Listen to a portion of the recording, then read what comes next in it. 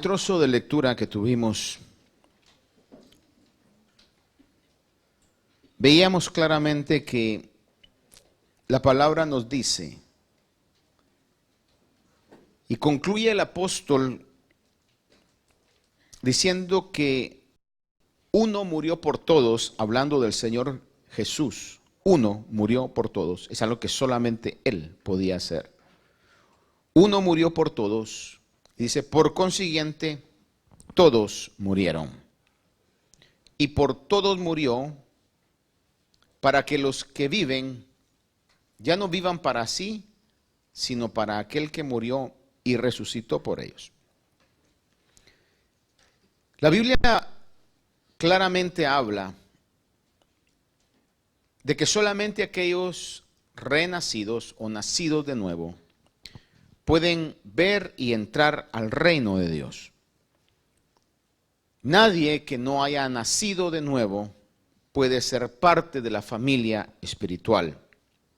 Solamente aquellos que hemos nacido de nuevo somos parte de la familia de Dios.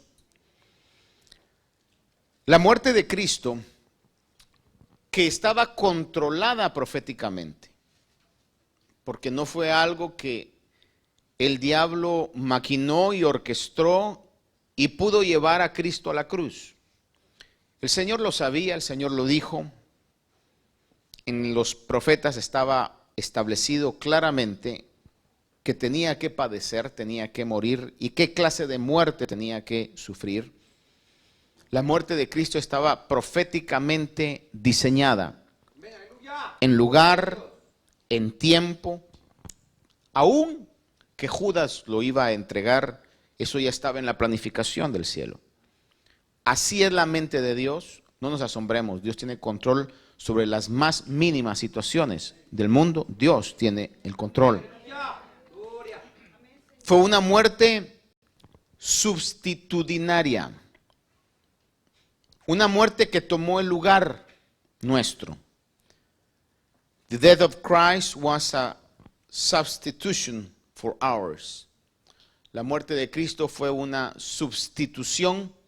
He took our place. Literalmente, Él tomó nuestro lugar. There are some laws in heaven, in the universe, I will say, that has to be obeyed. And one of those laws is the wages of sin is death. La paga del pecado es muerte. Hay leyes en el universo que se tienen que obedecer, que han sido establecidas desde tiempos eternos. Y una de ellas es que la paga del pecado es muerte. Por eso nosotros que nacimos como pecadores y tenemos o teníamos el pecado dentro de nosotros, nuestro destino era la muerte. Pero el Señor tomó nuestro lugar en la cruz. Y Él murió por nosotros. Romanos 5, del 6 al 8 dice, porque mientras aún éramos débiles, a su tiempo Cristo murió por los impíos. Y añade y dice, porque a duras penas habrá alguien que muera por un justo, aunque tal vez alguno se atreva a morir por el bueno. Pero Él murió por los impíos, por los injustos, por los pecadores. Solo Él, por la demostración de su grande amor, pudo hacer eso. Por eso es que el verso más famoso de la Biblia dice, de tal manera amó Dios al mundo. Uno murió por todos. La ira de Dios, porque aunque Dios es amor, también la palabra nos manifiesta claramente que Dios tiene ira. Y hay un momento para la manifestación de su ira. El libro de Romanos capítulo 1 habla, dice que la ira de Dios se manifiesta. En un momento determinado se manifiesta la ira en contra de injusticia y la maldad de los hombres. El libro de Apocalipsis habla y dice que va a haber un momento donde van a ser derramadas las 7 copas de la ira de Dios. It's really hard to understand in this moment that we live when people conceive God as a loving God, and He is a loving God, but He is also a God that has wrath. Dios también tiene ira. And there is a moment in which the wrath of God will be manifested upon the wickedness of the world. Hay un momento en donde la ira de Dios va a ser manifestada sobre la maldad de los hombres. La Biblia así lo dice, y si la Biblia así lo dice, así va a ser. La Biblia establece entonces que uno murió por todos y la ira de Dios contra el pecado requería muerte. En el verso que leímos, parte del versículo que leímos antes de entrar a la cena del Señor, en Isaías 53, que dicen que es como el cuarto de tortura de los judíos, porque habla tan claramente del Señor Jesús, que es imposible negar que Isaías 53 se cumplió matemáticamente, perfectamente en la vida de Jesús. Por eso es algo que ellos no quieren tocar ese pasaje. Pero a nosotros nos conviene tocarlo porque realmente es la realidad de nuestra salvación.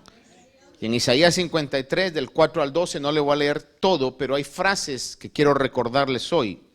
Esas frases que están interpoladas, que están entresacadas de acá.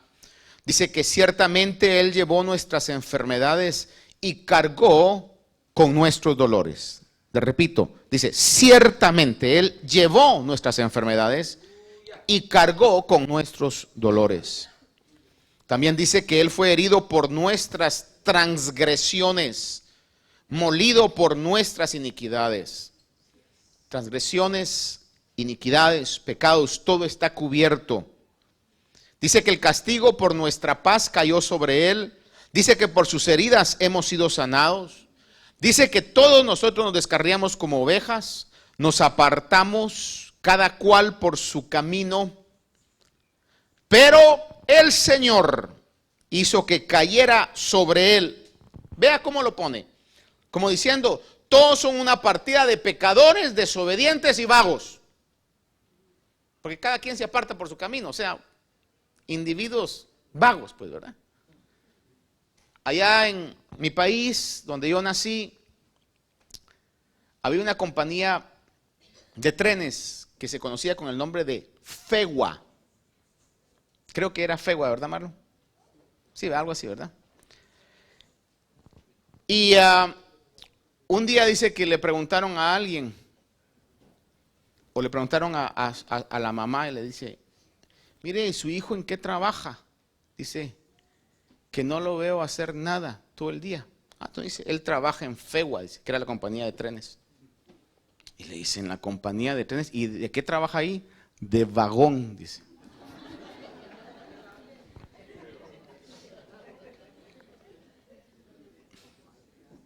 Y a veces me pregunto por qué salgo con esas cosas, pero es que estaba hablando yo que eran ovejas vagas, ¿verdad? Cada quien se descarría por su propio camino.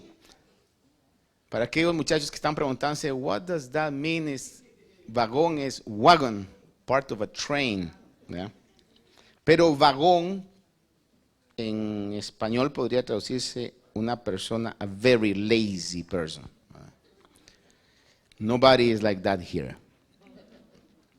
We are all diligent people, hard-working people. ¿Amén? ¿O no? Es como que no está muy convencido usted, dice, ¿verdad?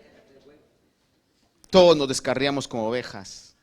Todos somos pecadores. Sin embargo, dice que el castigo, el Señor hizo que cayera sobre Él la iniquidad de todos nosotros. Dice, por su conocimiento el justo, mi siervo, justificará a muchos y cargará las iniquidades de ellos. It is impossible to understand the pain, the suffering, the anguish that the Lord had in that cross. Es imposible, por más que veamos la pasión de Cristo y cerremos los ojos y apretemos los dientes cada vez que vemos que le estaban dando esos latigazos, es imposible poder ver el dolor, no solamente el dolor externo, sino el dolor interno que se tiene. Porque a veces los dolores internos son más fuertes que los dolores externos. Cuando hay alguna situación que duele profundamente, hermano, físicamente podríamos estar bien, pero internamente estamos dolidos. Y aquel que no conoció pecado cargó sobre él el pecado de muchos. Nunca mintió, pero en ese momento se sentía mentiroso. Nunca robó, pero en ese momento se sentía ladrón. Nunca fornicó, pero en ese momento se sentía fornicario. Nunca mató a nadie, pero en ese momento se sentía asesino. El castigo de todos cayó sobre él. Por la muerte de uno, todos aquellos que estamos en Cristo fuimos y somos justificados. Gálatas 3:13 dice que Cristo nos redimió de la maldición de la ley, habiéndose hecho maldición por nosotros. Ve esa frase, se hizo maldición por nosotros. Se la repito, se hizo maldición por nosotros. He became a curse, an accursed man for us. Se hizo un hombre maldito por nosotros. Y cuesta decirlo, y lo repito solamente porque la Biblia lo dice. Dice la palabra en Gálatas claramente así, porque maldito todo el que cuelga de un madero estaba establecido. Y por medio de ese perfecto sacrificio, complació, satisfizo la ira o la justicia de Dios. 2 Corintios 5:21 dice que al que no conoció pecado, le hizo pecado. Oiga esto, al que no conoció pecado, ¡aleluya!, le hizo pecado por nosotros, para que fuéramos hechos justicia de Dios en él. Esto es bien importante, porque no dice la Biblia que le dio pecado o le puso pecado, sino dice le hizo pecado. Le repito, dice que al que no conoció pecado, le hizo pecado. Era como la esencia del pecado cayó sobre él. Ahora, para que nosotros fuéramos hechos justicia, no que nos hayan puesto justicia, sino fuéramos hechos justicia. Una cosa es sostener algo y otra cosa es ser algo. Nosotros fuimos hechos justicia de Dios en él. En otras palabras, que no tuviéramos justicia, sino que fuéramos hechos justicia. Romanos 5, del 18 al 19, lo dice de esta manera: así pues, tal como por una transgresión resultó la condenación de todos los hombres. ¿Sabe que esa transgresión es porque Adán y Eva pecaron? Y nosotros estábamos dentro de Adán y Eva. Se transmitió todo el pecado a nosotros y nacimos pecadores. Por eso es que a los niños no necesitan enseñarles a hacer lo malo. Ya vienen programados a hacer lo malo. Todos nosotros. Y usted que eso lo va a utilizar hoy para decirle a su hijo: ¿ya ves lo que dijo el pastor? Recuérdese que también usted fue niño. Y que nadie le enseñó a desobedecer. Nadie le enseñó a pegar. Nadie le enseñó a eso. Usted solito los aprendemos, hermano.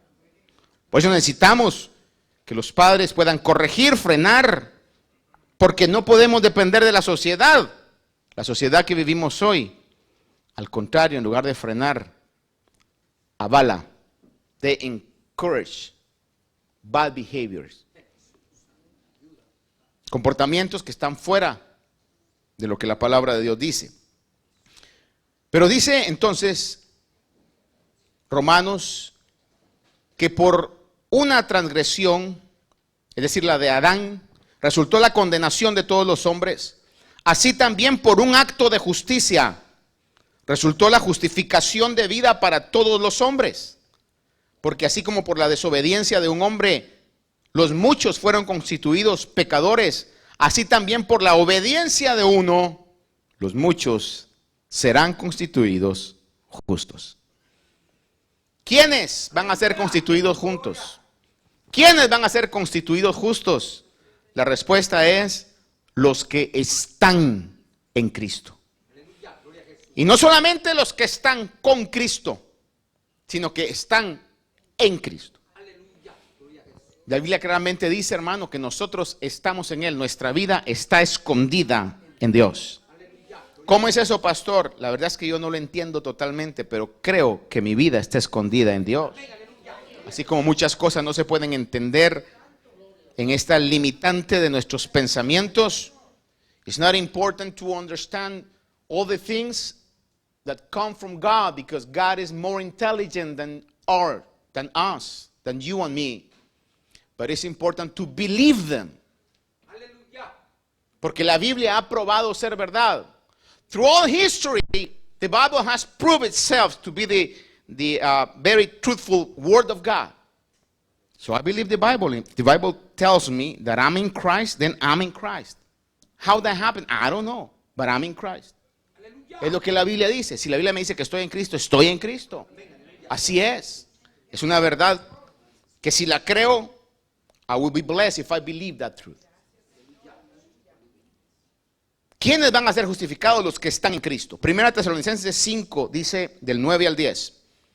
Porque no nos ha destinado Dios para ira, sino para obtener salvación por medio de nuestro Señor Jesucristo, que murió por nosotros, para que ya sea que estemos despiertos o dormidos, vivamos juntamente con Él.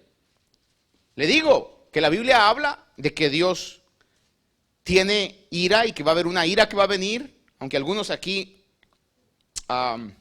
tienen sus diferentes opiniones y este versículo está hablando sobre la ira de Dios o la ira del diablo, pero de cualquier manera, ya sea que esté hablando de la ira de Dios o de la ira del diablo, la Biblia nos dice claramente que no nos ha destinado Dios para ira. Ya sea de la ira de Dios o ya sea de la ira del diablo, estamos destinados para ser librados de la ira que vendrá. Le repito, ¿quiénes? Los que están en Cristo, los que son de Cristo. Y dice, ya sea que estemos despiertos o dormidos, vivamos juntamente con Él. ¿A qué se refiere, pastor, esto? Bueno, a que estemos ya sea vivos o ya sea muertos. Es lo que está diciendo. Ya sea que estemos vivos o hayamos muerto, Dios no nos va a destinar para ira. Tito 2:14 dice, hablando de Jesús, quien se dio a sí mismo por nosotros, are you glad that he gave himself for you? Que no es porque lo obligaron y le dijeron, no, pues tienes que ir porque eres el hijo. Y todos los ángeles dijeron, no, yo no, pues si yo fuera el hijo yo iría, pero ahora te toca a ti, ve. Y el padre le hubiera dicho, no me vas a dejar en vergüenza, tenemos que hacer algo. Y Jesús de la mala gana, pero mira cómo son de pecadores y vagos y desobedientes y ni modo. No, hermano, dice que se dio a sí mismo. Perfecto sacrificio, actitud perfecta de amor y de obediencia hacia nosotros. Por eso creo, por más que nosotros podamos alabarlo y bendecirlo, jamás podremos pagar los beneficios que hemos recibido del Señor Jesús. Y a Él sea toda la gloria siempre por todo lo que Él ha hecho en nuestras vidas. Dice en Tito, quien se dio a sí mismo por nosotros para redimirnos de toda iniquidad y purificar para sí un pueblo para posesión suya, celoso de buenas obras. That's our future. That's our present and that's our future too. Posesión de Dios. ¿De quién somos? De Dios. ¿De quién seremos? De Dios. ¿De quién éramos? Posiblemente del diablo, obviamente. Pero nos rescató. Una de las doctrinas bíblicas, que es la doctrina de la redención, es importante saberlo, porque nadie puede ser redimido a menos que sea esclavo. No se puede pagar rescate por nadie o pagar un precio por alguien que es libre. Pero éramos esclavos. Estábamos bajo el dominio de Satanás. Sin embargo, el Señor pagó un precio y nos rescató. Hemos sido redimidos. Y dice que purificó un pueblo y nos va a redimir de toda iniquidad. Dice, y purificar para sí un pueblo para posesión suya. Un pueblo celoso de buenas obras. Por eso es que cuando el evangelio entra genuinamente en la vida de cada uno de nosotros, que éramos pecadores, que éramos malos, que éramos desobedientes, cuando el genuino evangelio entra en la vida nuestra, no podemos ser los mismos. Van a haber cambios, en algunos más rápido, en otros más lento, pero va a haber algún cambio. La injusticia no nos agrada. El pecado nos desagrada, nos hace sentir mal. Comenzamos a tener reacciones que antes no teníamos, de buscar la justicia, buscar la bondad. Comenzamos a generar los frutos del Espíritu: amor, gozo, paz, benignidad, bondad, fe, mansedumbre, templanza, dominio propio. Todas esas situaciones que por medio del Espíritu en esa nueva creación genera en nosotros. Dice la palabra de Dios, 1 de Pedro 2:24, que Él mismo, hablando del Señor Jesús una vez más, llevó nuestros pecados en su cuerpo sobre la cruz, a fin de que muramos al pecado y vivamos a la justicia, porque por sus heridas hemos sido sanados. Querida iglesia, la sanidad más grande no es una sanidad de cáncer. La sanidad más grande no es la sanidad de una enfermedad letal como el SIDA o cualquier tipo de enfermedades que hoy puedan llegar al ser humano, que usted sabe que hay tantas, hay unas que a veces dan horror verlas, bacterias que son incontrolables, donde no hay, hermano, ya antibióticos, porque las mismas bacterias han creado anticuerpos, hermano, para poder pelear en contra de penicilina y ese tipo de antibióticos, si es que todavía utilizan penicilina o otro tipo de antibióticos, hermano. Pero la enfermedad más grande que el Señor no ha curado no es ni esas superbacterias, ni el cáncer, ni el SIDA, ni cualquier tipo de enfermedad, ya sea física, emocional. La enfermedad más grande que el Señor ha curado es la enfermedad del pecado. La sanidad más grande que el hombre puede tener es ser sano de la enfermedad del pecado. Y la palabra dice, otra de las doctrinas cristianas de la gracia es que va a haber un momento de la glorificación. La glorificación es cuando ya no habrá nada de pecado en nuestras vidas, absolutamente nada, cero pecado en nuestras vidas. Por esa razón es que nuestro mismo cuerpo va a ser regenerado, porque ya no va a haber nada de pecado en nosotros. No conozco la vida de nadie, ni usted la mía, a plenitud. Apenas conocemos diferentes facetas de nuestra vida.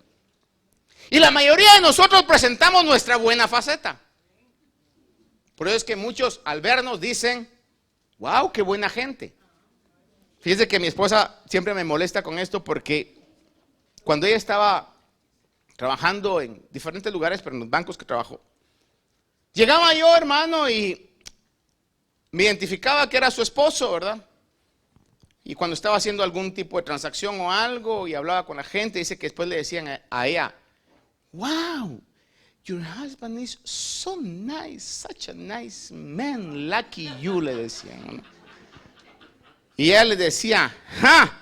Porque ustedes no lo conocen y ustedes no viven con él. Pero es la realidad. Nosotros presentamos la mayoría del tiempo nuestra mejor imagen. No solamente física, sino emocional. Si no, vea usted las fotos que ponemos en los perfiles de las redes sociales. No pone usted una recién levantada, la señora, ¿verdad? Así me levanto yo. Who wants to be my friend? This is the real me. Hey, hello. Real me speaking. Friends, please. Like me. Quizás le van a copiar y no las ponemos, porque luego las hacen memes. Ponemos nuestra mejor foto. Cabalmente ayer agarré el teléfono. ¿Sabes? Es que tenemos computadoras en las bolsas ahora, ¿verdad? And I was hesitant to do the upgrade because they say that there is a mafia going on with the upgrades. Dicen por ahí que cada vez que usted le hace upgrade al teléfono, hermano, lo hace más lento y más lento y más lento para que usted pueda comprar el otro después. Pero dije yo, what the heck, dije, lo voy a hacer, a ver qué trae ahora. Y trajo una manera de editar las fotos, hermano, y wow, dije yo, ¿cómo? Lo que antes usted pagaba miles de dólares por programas, ahora es más sencillo, pues, ¿verdad? En todo esto. Y podemos editar y hacer un montón de cosas y nos vemos lindos. Se ven preciosas las hermanas, y son preciosas, ¿verdad? Pero se ven. Pero nadie presenta su lado oscuro. Nadie presenta sus pecados. Es más, hermano, a veces cuando venimos y alguien puede decir, hermano, yo soy tan pecador como usted, y quizás una persona que esté en un liderazgo o que esté un pastor, quizás la gente dirá, uy, lo que dijo el pastor, pues sí es verdad. Todos tenemos pecados dentro de nosotros. Pero va a haber un día, cuando vamos a ser glorificados, donde ya no va a quedar absolutamente nada de pecado. Absolutamente no sin in your life. Y para aquellos que en algún momento no han tenido las consecuencias del pecado, esto puede ser como, that's boring because sin is fun. Mire, and I'm with you, sin is fun for a moment. Pecar es bonito por un momento. A nuestra carne le gusta. Pero las consecuencias son amargas, son tristes, son desastrosas, caóticas, las consecuencias del pecado. It's a product that is too expensive for what it is. Demasiado caro, el pecado se compra demasiado caro, carísimo. Es la peor estafa que puede haber, la estafa del pecado. Nos da un pequeño momento de placer, cualquier tipo que sea, pero después el dolor, la vergüenza, la angustia, las consecuencias, y algunas de esas aún consecuencias físicas que puedan haber. Tiempo atrás, voy a decir esto, and this is X-rated,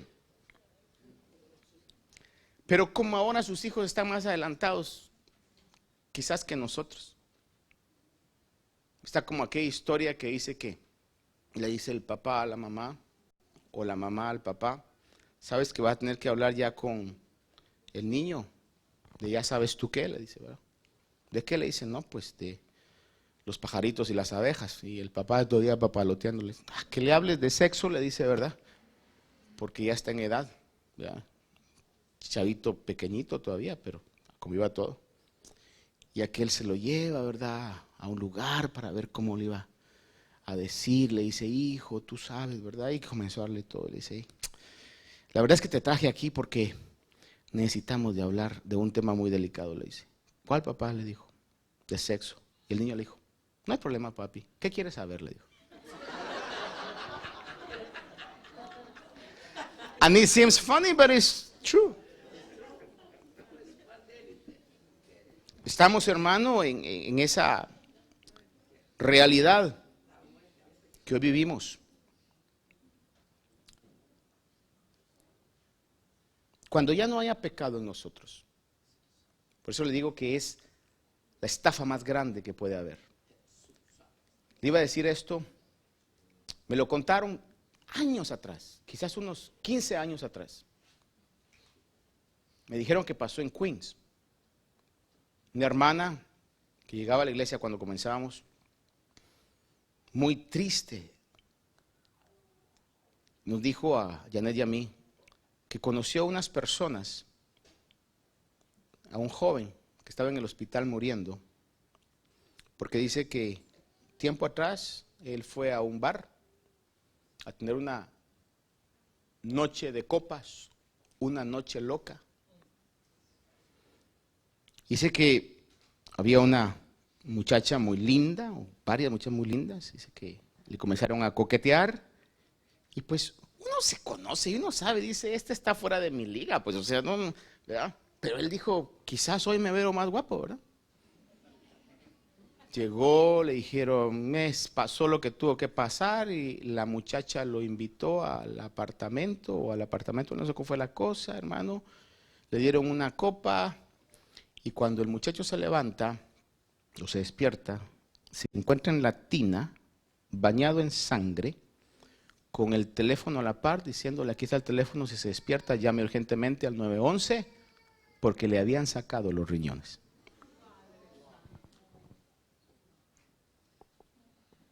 ¿Valió la pena ese placer?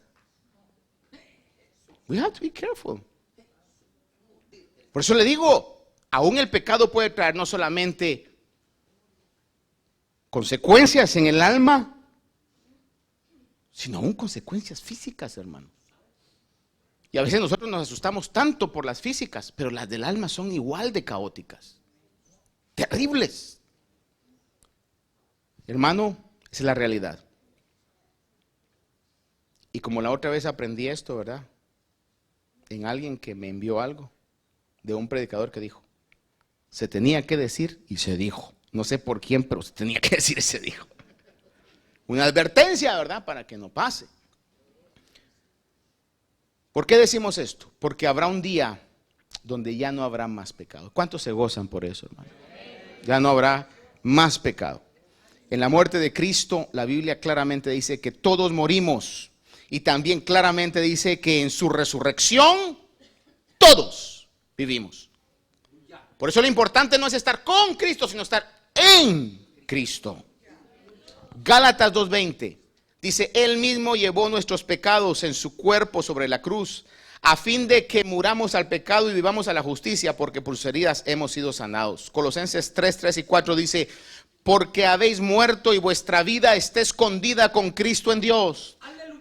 That's the eternal truth that I don't understand, but I believe it. Yo no lo entiendo. Si alguien lo entiende, óyeme, por favor, tome unos minutos y me lo explica. Yo no lo entiendo a totalidad, pero podría comprender muchos aspectos. Pero lo que sí sé es que la Biblia dice que está escondida con Cristo en Dios. Dice que cuando Cristo nuestra vida sea manifestado, cuando Él regrese en el arrebatamiento, seamos nosotros arrebatados y Él manifieste su gloria. Dice, nuestra vida será manifestado, entonces vosotros también seréis manifestados con Él en gloria. Aleluya. Hay un momento, la Biblia declara, cuando lo corruptible va a ser transformado en incorrupción. El momento de nuestra glorificación, donde el pecado va a ser succionado y la vida de Dios que Él ha depositado dentro de nosotros va a surgir. El nuevo nacimiento, amados hermanos, cambia nuestra percepción de las personas. Según lo que leímos en 2 Corintios, el nuevo nacimiento cambia nuestra percepción de las personas y especialmente nuestra percepción acerca de Jesús. Leímos en Corintios que dice, por eso, como hemos nacido de nuevo, ahora, como veíamos y como conocíamos antes, ahora ya no es igual, ahora vemos con otros ojos. Los que hemos nacido de nuevo, vemos la vida con otros ojos. Vemos nuestro futuro con otros ojos. Aunque nuestra realidad parezca la misma, pero nuestro futuro es distinto. Tenemos un futuro asegurado. En Hechos capítulo 6, del 9 en adelante, le leo rápidamente la conversión de Pablo. Escuche esto, se lo voy a leer. Hechos 6, el apóstol Pablo. ¿Usted sabe quién era el apóstol Pablo? Era Saulo de Tarso. Un hombre que la Biblia lo dice, y voy a dejar que la Biblia lo explique por sí misma. Hechos 6, del 9 al 18 dice, yo ciertamente había creído que debía hacer muchos males en contra del nombre de Jesús de Nazaret. Y esto es precisamente lo que hice en Jerusalén. No solo encerré en cárceles a muchos de los santos con la autoridad recibida de los principales sacerdotes, sino que también cuando eran condenados a muerte, yo daba mi voto contra ellos. Y castigándolos con frecuencia en todas las sinagogas, procuraba obligarlos a blasfemar. Y locamente enfurecido contra ellos, escucha esta expresión de Pablo, los obligaba a blasfemar. Y dice, y locamente enfurecido contra ellos.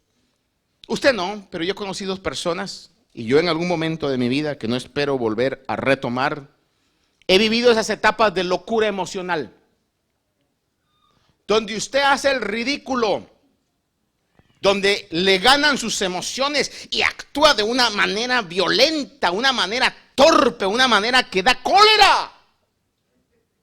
Usted no, yo sí, tuve esos momentos, esas escenas. Por eso la hermana Yanet dice, porque ustedes no viven con él.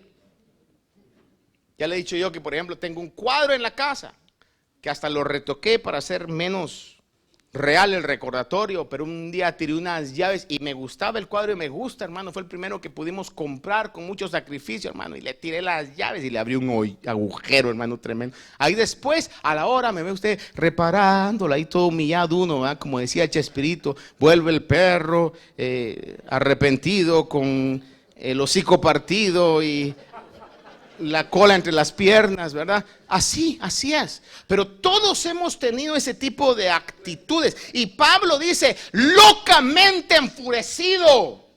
Me imagino al apóstol Pablo, blasfema, ¿cómo crees en ese hombre? Blasfema, dale más latigazos. Pablo, el Pablo que nos instruye en las cartas. El Pablo que habla de amarnos unos a otros, de ser pacientes unos con otros. Locamente enfurecido, hermano. A ver, dámelo, yo lo hago y dale. Del pelo. Blasfema. Ese era Pablo. Pablito. Locamente enfurecido, dice, procuraba obligarlos. Dice, seguía persiguiéndolos aún hasta las ciudades extranjeras. Ocupado en esto, mire qué ocupación más linda, ¿eh? Ocupado en esto, el hombre está empoderado porque tenía todo el respaldo de las autoridades, le aplaudían cuando llegaba con aquellos, y hoy ¿cuántos blasfemaron? Ninguno. Entonces, ¿qué pasó? Los tuve que matar, los tuve que encarcelar, le aplaudían y le decían, bien hecho, Saulo, bien hecho, tú eres nuestro héroe, tú eres nuestro campeón, sigue adelante, que nosotros te apoyamos. Todos los hipócritas religiosos diciéndoles, sigue, porque hay que exterminar esa secta. Ocupado en esto, cuando iba a Damasco, con autoridad y comisión de los principales sacerdotes, I like this sentence. No dijo a medianoche, porque usted sabe que en la noche hasta la luciérnaga más débil alumbra, hermano. Decía Agustín, le conocen como San Agustín, decía, en las tinieblas más densas, aún la luz más tenue puede brillar. Pero aquí está hablando del mediodía, cuando el sol está en su mejor posición. Dice, al mediodía, oh rey, porque está relatándole a un rey esta historia, yendo de camino, vi una luz procedente del cielo más brillante que el sol, que resplandecía en torno mío y de los que viajaban conmigo. Y después de que todos caímos al suelo, lo cual no era raro en el ministerio del Señor, porque cuando llegaron a prenderlo, que Judas llegó con todos a poder prenderlo, le dice, ¿a quién busca? Y el Señor habla y todos se cayeron, hermano. Cuando el Señor viene y dice, soy yo. Solo con esa expresión que dijo, y todos recibieron ese impacto. Esa sí fue caída real. No como muchas otras, ¿verdad? Donde a veces se anda viendo a ver quién lo recoge a uno, ¿verdad? Para ver que vaya a caer bien ahí, ¿verdad? Esa sí fue caída real. Yo soy, y ¡fum! Todos se caen. Los enemigos. Yo soy. Y aquí manifiesta una vez más. Se le aparece. Y oí una voz, hermano, y todos se cayeron, dice. Después de que todos caímos al suelo, oí una voz que me decía en idioma hebreo, Saulo, Saulo, ¿por qué me persigues? Dura cosa te es dar coces contra el aguijón. Yo entonces dije, ¿quién eres, Señor? Y el Señor dijo, lo que menos Pablo esperaba. Yo soy Jesús. ¿Se imagina qué conmoción emocional haber tenido este hombre ahí? Gloria a Jesús. ¿Qué? No lo dice la Biblia, ¿verdad? Pero Es como para que uno se quedara tonto, hermano. Dice, yo soy Jesús, a quien tú persigues. Pero en la misericordia le dice, pero levántate y ponte en pie, porque te he aparecido con el fin de designarte como ministro y testigo, no solo de las cosas que has visto, sino también aquellas en las que me apareceré a ti, librándote del pueblo judío y de los gentiles a los cuales yo te envío, para que abra sus ojos a fin de que se vuelvan de la oscuridad a la luz. Algo que ha pasado en cada uno de nosotros que hemos nacido de nuevo es que han abierto nuestros ojos. Por eso ya no, los genuinos cristianos ya no pueden ver la vida igual. That's impossible. Ya no se puede ver la vida igual. El otro día estaba enseñándole un poquito de algo que yo sabía a Oscarito de edición, y entonces de edición de videos. Entonces le dije, ¿sabes qué es lo único? Que una vez tú aprendes algo sobre edición de videos, nunca más vas a poder disfrutar una película, le dije. Porque miras ahí y dices, ahí hubieran hecho otra toma, ahí hubieran hecho esto, esa edición está mal. Es como aquel que sabe de algo. Yo compadezco a ustedes que cocinan rico, hermano. Hermanas, mejor dicho. Porque yo creo que no han de disfrutar la comida como yo, que no cocino nada, hermano. Es que sí es. Es como aquel que sabe. Yo conocí una persona que trabajaba en calidad, en control de calidad de ropa. Y miraba y decía, es que esta está mala la costura. Y la ropa estaba buena. Es que esta costura está muy tight. Es que, hermano, terrible. Y en este caso, hermano, cuando el apóstol Pablo llega y dice, te voy a librar de los gentiles, dice, para que se vuelvan de la oscuridad de la luz y que puedan ellos ver. Por eso le digo yo, cuando el Señor viene a nuestra vida genuinamente, no hay ya ningún logro, por grande que sea, que pueda tenernos en esta tierra tranquilos y felices. El genuino cristiano, hermano, y que Dios nos bendiga y que Dios nos prospere, pero no hay nada que pueda ocupar el lugar de lo que nuestros ojos hoy miran, de la redención, de la patria celestial que nos espera, hermano. Nos pasa como lo de Abraham. Abraham no era homeless. Abraham no era alguien que estaba mendigando, tenía cantidad de dinero, pero dice que él habitaba en tiendas porque buscaba la ciudad cuyo arquitecto y constructor es Dios, donde mora la justicia.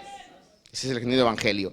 Y Pablo, bueno, es su ministerio, pero le quiero terminar acá. Versículo 17, que es la conclusión, todo ha llegado para esto. De 2 Corintios, capítulo 5. De modo que si alguno está en Cristo, no con Cristo, está en Cristo, nueva criatura es. Las cosas viejas pasaron, he aquí, son hechas nuevas. No dice la Biblia si alguno siente simpatía o siente respeto, sino dice si alguno está en Cristo. Amados hermanos, nuestro DNA es el DNA de Cristo. Estamos en un proceso de desarrollo de santidad. ¿Usted se ha dado cuenta que cuando alguien muere, a veces en las noticias oigo yo y hablan acerca de hombres que son muy conocidos o mujeres muy conocidos y dice, ¿cuál es la palabra que utilizan? Que no se me viene ahorita, pero dice, le quedan, o en otras palabras como que sigue viviendo en sus hijos. ¿No? Sigue viviendo en sus hijos. ¿Perdón? Sí, es como un legado, pero utilizan otra palabra dando a entender eso, ¿verdad? Que quedan viviendo sus hijos, ¿verdad? En este caso. Y la verdad es que sí es cierto. Porque yo tengo parte de mi tatarabuelo, de mi abuelo, de mi padre. Tengo parte, pues, de ahí vine, ¿no? Usted y yo tenemos parte de eso, ahí. Entonces, los que hemos nacido de Cristo, tenemos el Espíritu de Dios dentro de nosotros. Por eso es que estamos en Cristo. Entonces, para no alargarle más, porque los veo un poquito inquietos, termino con esto. ¿Se recuerda usted de una persona que Jesús llegaba a su casa? Llegaba, eran 3 hermanos, estaba una llamada María, otra llamada Marta, María atenta a lo que importaba, Marta viendo cómo podía servir, lo cual no estaba malo, pero no era el tiempo correcto. Pero el punto es Lázaro. El Lázaro oía y decía, ay, vamos a hacer tamalitos o taquitos o lo que sea, porque va a venir Jesús. Y decía Lázaro, y cabalmente cuando tengo este compromiso. ¿Y cuál compromiso? Partido se iba a ver, hermano. Y se escapaba. Y cuando le llega al Señor la noticia y le dicen, el que amas, porque el Señor lo amaba, el que amas está enfermo, la respuesta del amoroso Señor Jesús fue, qué bueno, me alegro. Para mucha gente, ninguno de los que estamos aquí, pero para mucha gente, cuando vienen las situaciones difíciles, aunque aquellos que están cerca lloren, clamen, lo que sea, muchas veces la respuesta del cielo va a ser, qué bueno y me alegro. Porque de otra manera a veces los seres humanos no entendemos. Se tardó para llegar 4 días. Después de que murió. Y cuando llegó al 4.º día, pregunta por él, llega. Y a las 2 hermanas estaban, hermano, totalmente destruidas. Al grado que lloró Marta y María y el Señor. Al ver eso dice que lloró, quizás no tanto, él no lloró por Lázaro porque sabía lo que iba a pasar, lloró por la actitud de las hermanas, porque le dijo, ¿acaso no les he dicho que si creen, verán la gloria de Dios? El punto del cual yo termino es, llega, dice, abran la tumba, y en la lógica humana dice, ¿cómo? Si ya tiene 4 días, eso ya apesta, eso ya huele horrible, ábrala. Habla, Lázaro, ven fuera, y sale Lázaro. Atado, vendado, lo desatan. Y de ahí usted va a ver, en el Evangelio de Juan relata, de ahí en adelante, Lázaro no se apartaba del Señor. Eso es la nueva creación. Ya no fue el mismo Lázaro. Este Lázaro ahora había conocido a Jesús. Antes lo había conocido como el amigo de mis hermanas. Ahora lo había conocido como el que tuvo misericordia y me dio vida cuando yo ya no tenía esperanza. Esa es la nueva creación, eso es estar en Cristo. Y por eso estamos agradecidos. Y por el acto que hoy celebramos es que podemos llamarle a Dios Padre nuestro también. Te bendigo, Señor, esta mañana y te agradezco por todo lo que tú eres para con nosotros. Gracias, Señor.